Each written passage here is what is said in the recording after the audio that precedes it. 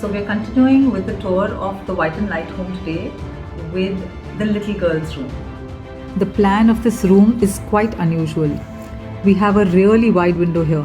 It's 3 feet wide, which is the width of a regular single bed. So we decided to put the bed on the window. This leaves the rest of the room entirely free to do what we like. We have the entire study along one wall.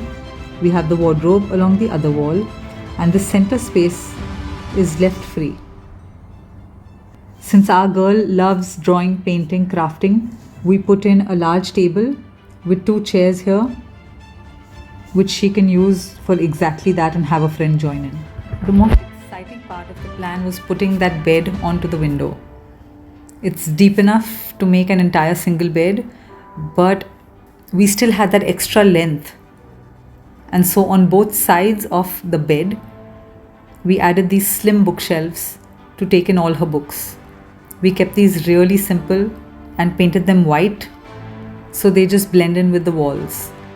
We were told that our little girl loves drawing, painting, crafting, so we decided to use the empty space in the room to give her a place for that.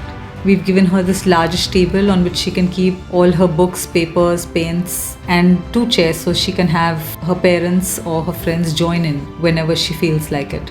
Along with her study table, we also gave her all these little cubbies and extra storage in which she can keep all her crafting stuff. So it's easy to organize in drawers and little boxes that she can put then into these cubbies. Her study table right now is simple. She's still small and doesn't need that much space. But as she grows, she can obviously always use those cubbies, not just to keep her crafting work, but also her books. Above her crafting station, she also has this magnetic glass board on which she can not only draw but also use magnets to put up her artwork. She has this large softboard above her study table for not just school circulars, timetables, reminders, but also to display her art. The entire room has been kept very flexible. For example, notice that switchboard right near her current bed.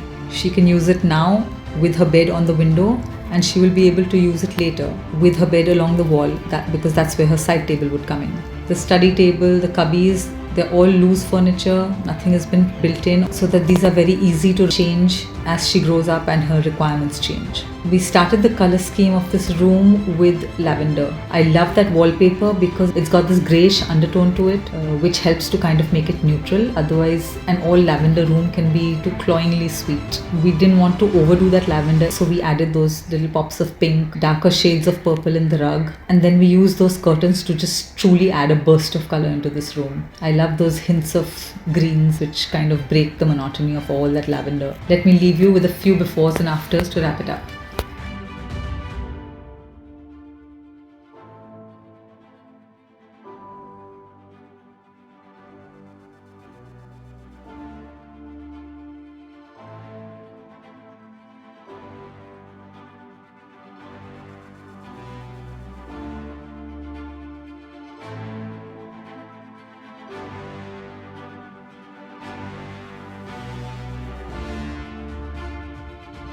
I love that we've managed to fit in so much into this room with such clever use of space.